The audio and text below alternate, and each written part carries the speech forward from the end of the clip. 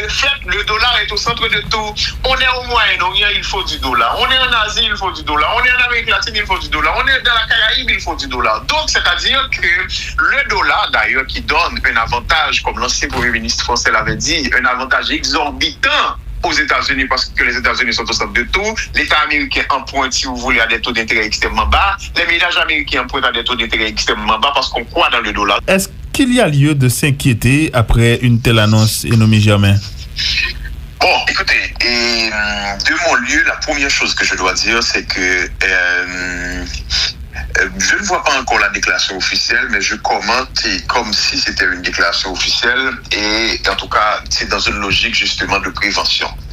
La première chose est à dire, avant même de répondre directement à votre question, bon, ma réponse sera positive évidemment, c'est peut-être 3 phrases pour essayer de mettre en perspective la question des transferts. Il faut comprendre qu'il n'y a absolument pas d'équivalent pour les transferts en Haïti en termes d'apport de fonds à l'économie haïtienne. Qu'est-ce que je veux dire? Je veux dire que les transferts privés sans contrepartie en provenance de la diaspora ont une importance telle pour Haïti qu'il n'y a absolument aucun autre levier qui est capable de supporter l'économie à ce point. Donc, je veux vous dire que c'est extrêmement important. Sans donner des chiffres, bon, je pourrais même dire que de 2018 à 2025, les transferts ont augmenté de 60%. En 2025, c'est environ 5 milliards de dollars américains. Il n'y a même pas les exportations du pays. Il n'y a même pas et pratiquement les aides qu'on donne au pays. Il n'y a même pas le budget justement qui arrive à ce niveau. Donc il n'y a pas d'équivalent. Maintenant, est-ce qu'il y a lieu de s'inquiéter véritablement? La réponse, c'est oui. Et je dirais même que ce serait un véritable coup fatal à une économie déjà en agonie. Pour plusieurs raisons. Et c'est d'abord parce que justement les transferts privés ont cette importance pour l'économie. D'abord, comme on a dit, c'est en termes de PIB, mais pas seulement en termes de PIB. D'abord, il faut comprendre que aujourd'hui, si on a pratiquement un taux de change qui est plus ou moins stable, c'est à cause justement des transferts privés. D'ailleurs, la Banque centrale avait annoncé ça pratiquement depuis 2 ans. C'est à travers les transferts privés sans contrepartie que la Banque centrale trouve de moyens pour pratiquement et injecter des dollars dans l'économie. Mais c'est pas la chose la plus importante. C'est que la chose la plus importante, c'est que ce serait un problème fatal, un problème social fatal pour l'économie. D'ailleurs, aujourd'hui, les transferts privés sans contrepartie concernent directement, d'après les estimations qui sont faites, pratiquement 1 million de ménages, c'est-à-dire qu'il y a 1 million de monde pratiquement qui dépendent directement des transferts privés sans contrepartie, sans oublier pratiquement les gens qui dépendent indirectement. Et deuxième chose, c'est que les transferts privés sans contrepartie, pratiquement, quand ils sont arrivés dans le pays, ils supportaient à 33% pratiquement la question de l'alimentation. D'après une enquête de Poeco, 33% des transferts sans contrepartie, justement, ils ont servi pour l'alimentation, pour manger. Pour les frais scolaires, c'est environ 16%. C'est-à-dire plus de 50% des transferts qui sont arrivés au pays sont utilisés soit pour l'alimentation, soit justement pour les questions de frais scolaires en quelque sorte. Et en plus de ça, si vous voulez, c'est que ce serait une contradiction interne de l'administration Trump. Parce qu'il ne faut pas oublier, l'administration Trump, c'est une administration libérale. Et une administration libérale, quand on vous dit qu'on va freiner la libre circulation de capitaux, c'est extrêmement étonnant. C'est extrêmement étonnant qu'une administration libérale va freiner la libre circulation des capitaux. Donc, ce serait un problème pour les États-Unis, un problème de contradiction interne. Bon, ces derniers moments, ils n'ont pas de problème avec ça. Mais ce serait un coup fatal porté à une économie, comme j'ai dit, en agonie, et les conséquences économiques, sociales seraient énormes, mais il y a également d'autres conséquences comme le développement du marché informel, parce que de toute façon, il y aura des circuits clandestins d'envoi de fonds. Par exemple, les gens pourraient penser à envoyer des fonds de préférence à la République dominicaine pour finalement acheminer en Haïti. Donc, il y aurait véritablement un gros problème, et si vous voulez, à tous les niveaux. Alors, Enomi Germain, entre le dire et le faire, on imagine, là maintenant, on n'en est pas encore à ce stade, mais dans la mesure où, s'il faut extrapoler que le gouvernement américain décidait vraiment de prendre des dispositions pour à ce niveau, est-ce que ce serait quelque chose qu'on pourrait faire en claquant des doigts? Est-ce qu'il ne faudrait pas un certain temps pour que cette mesure soit effective? Et entre-temps, les autorités haïtiennes, quelles mesures dispositions elle pourrait prendre pour compenser cela? Ok, la première chose, c'est que effectivement, ce ne sont pas des dispositions qui peuvent être prises, et si vous voulez, extrêmement rapidement, mais il ne faut pas oublier, c'est tout comme pour les questions de tarifs douaniers, par exemple. Les tarifs douaniers demandent une batterie de dispositions à mettre en place, mais à partir du moment qu'on les annonce, eh bien, l'administration prend pratiquement les mesures pour rendre ça effectif. Donc, c'est-à-dire, si de toute façon, on est arrivé à une décision officielle par rapport à ce sujet, eh bien, l'administration va se conformer, l'administration va mettre en place un ensemble de mesures pour que ça soit effectif dans 2 mois, dans 3 mois, etc. Donc, ça, on est d'accord. La chose qu'il faut éviter, justement, c'est qu'on arrive là. Et justement, comment éviter qu'on arrive là? C'est peut-être très difficile, mais on a quand même une administration haïtienne et une administration, entre guillemets, qui est supportée par cette même administration Trump. Si on a une administration, si on a une diplomatie, eh bien, il faut jouer les cartes. Il faut jouer les cartes pour empêcher qu'une telle catastrophe arrive. Parce que, et encore une fois, ce serait une véritable catastrophe pour le pays, et d'autant plus qu'il y a des dispositions qui encadrent les transferts. Il y a des dispositions aux États-Unis. Les ODD, par exemple, quand on prend les ODD, les objectifs du développement durable, par exemple, on considère l'ODD 10C, par exemple, c'est la promotion des transferts parce qu'on a prévu pratiquement de diminuer à moins de 3% les coûts de transfert pratiquement vers les pays sous-développés, parce que de toute façon, on connaît que les transferts participent dans une dynamique de développement. Mais là, arriver à un niveau où l'on veut bloquer les transferts, mais en plus de problèmes de contradiction interne, mais véritablement son problème idéologique même de la part des États-Unis d'Amérique. Évidemment, il y a beaucoup de choses qui sont remises en question par cette économie, mais comme j'ai dit, sur le plan interne, sur le plan national, ça, c'est pas quelque chose que Haïti pratiquement peut supporter aujourd'hui.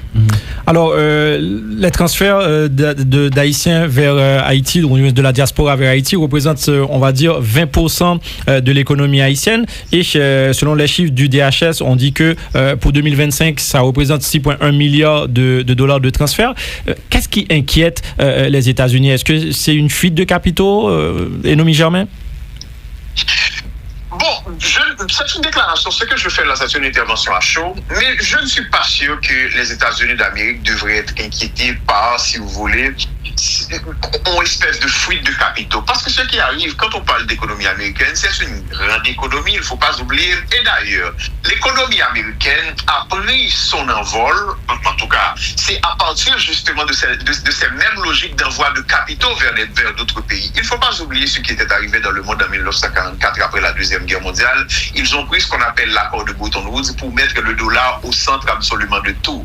Et quand on dit au centre absolument de tout, c'est également au centre du commerce international. Comment quelqu'un qui est en Europe avec le dollar qui est au centre, si vous voulez, du commerce international, comment ne pas envoyer le dollar vers d'autres circuits? Donc, c'est-à-dire, il n'y a pas ce problème. Parce qu'on a décidé de mettre le dollar, et bien, si vous voulez, au cœur de tout. Évidemment, Bretton Woods, pour mes étudiants, les accords de Bretton Woods ont pris fin pratiquement autour des années 71, mais de fait, le dollar est au centre de tout. On est au Moyen-Orient, il faut du dollar. On est en Asie, il faut du dollar. On est en Amérique latine, il faut du dollar. On est dans la Caraïbe, il faut du dollar. Donc, c'est-à-dire que le dollar, d'ailleurs, qui donne un avantage, comme l'ancien Premier ministre français l'avait dit, un avantage exorbitant aux États-Unis, parce que les États-Unis sont au centre de tout. L'État américain emprunte, si vous voulez, à des taux d'intérêt extrêmement bas. Les ménages américains empruntent à des taux d'intérêt extrêmement bas parce qu'on croit dans le dollar. Donc, les États-Unis n'ont pas à s'inquiéter de fuite de capitaux pratiquement d'envoi du dollar américain, parce que le système financier américain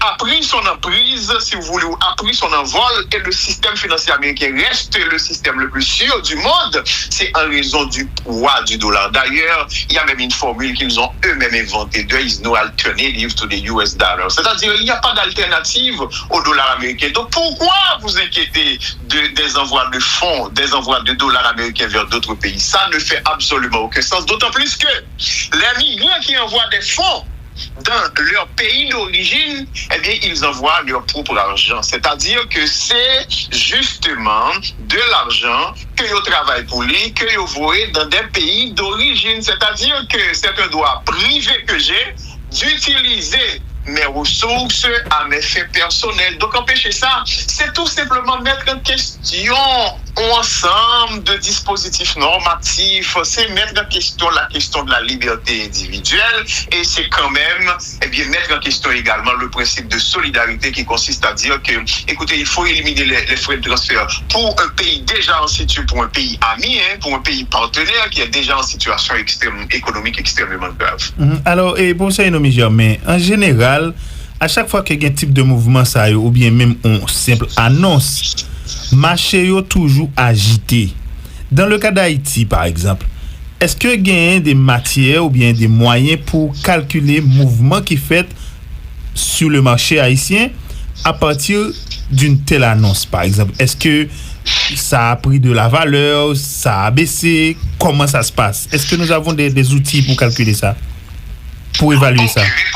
Réponse à deux niveaux. Premier niveau, c'est malheureusement, nous n'avons pas un système financier sophistiqué en Haïti. D'ailleurs, le système financier, c'est un système justement à taille extrêmement réduit, en tout cas qui consiste, il y a les banques commerciales, il y a peut-être 2 ou 3, il y a les compagnies d'assurance, disons ça plutôt, il y a peut-être les banques d'investissement, évidemment, il y a le système monétaire, il y a également le système des finances publiques, c'est-à-dire l'État. Donc, et quand on regarde ce système à taille réduite et qui évolue dans un environnement qui n'est pas susceptible véritablement aux informations, c'est-à-dire que mouvement marché par rapport aux informations, littéralement raide, d'accord, que élasticité à pas l'âge, ce qui arrive, c'est que même si on a des catastrophes dans l'économie, on a des vieilles annonces, véritablement, tu ne vois pas les conséquences.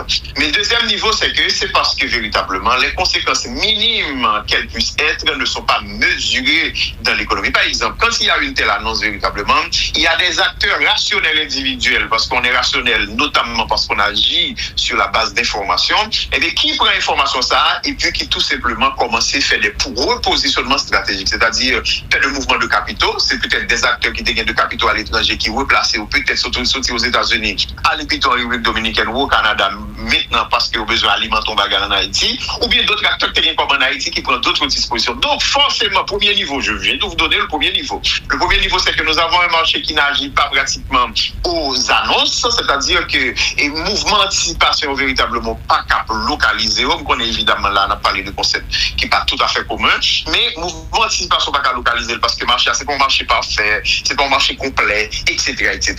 Mais le deuxième problème, c'est que nous n'avons pas, malheureusement, les autorités n'ont pas la capacité de mesurer l'ensemble des effets, l'ensemble des mouvements, l'ensemble des conséquences, mais bien sûr, des acteurs rationnels qui agissent sous base d'informations à commencer à prendre des mesures pour protéger tête.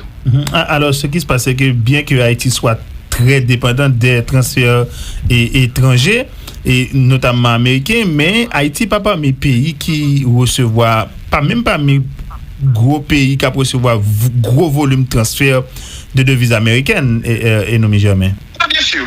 Haïti, en fait, il faut comprendre ça extrêmement bien. C'est que ce qui arrive, c'est que Haïti n'est pas un pays véritablement qui recevoir en volume, il faut dire en volume de transfert par rapport à d'autres pays. Parce que la taille de la diaspora haïtienne aux États-Unis, c'est pas la taille la plus grande. C'est-à-dire que, il y a d'autres pays en Europe, il y a d'autres pays en Asie qui ont beaucoup plus de diaspora et qui sont plus riches que Haïtien qui ont comme la Caillou. C'est-à-dire que Haïti en volume, pas parmi les pays qui recevoir beaucoup plus. Mais il y a une number à ne pas oublier. C'est que, mettons, Haïti, c'est pays en valeur relative dont les transferts en valeur relative, oui, les transferts qui sont aussi aux États-Unis, plus importants que n'importe quel autre côté. Par exemple, ma 2 chiffres. Je dis, si vous regardez les chiffres de la Banque de la République d'Haïti, attendez bien, Samuel Zola, 70% des transferts qui arrivent en Haïti proviennent des États-Unis d'Amérique. C'est-à-dire, les États-Unis, pourquoi le niveau est 70% d'un transfert Haïti à recevoir? Donc, d'accord, c'est extrêmement important. Deuxièmement, l'autre transfert, ça pourquoi? Le transfert État qui sortit aux États-Unis, pourquoi là, pratiquement? L'IPS est plus passé 15% PIB national là, alors qu'en République dominicaine, tout transfert, comme est opposé, c'est autour de 9%. Donc ça veut dire que ça veut dire que c'est vrai, en volume, Haïti n'est pas champion, mais étant donné la taille de l'économie, étant donné la pauvreté de l'économie, étant donné la petitesse de l'économie, les transferts en provenance des États-Unis d'Amérique jouent un rôle massif dans l'économie.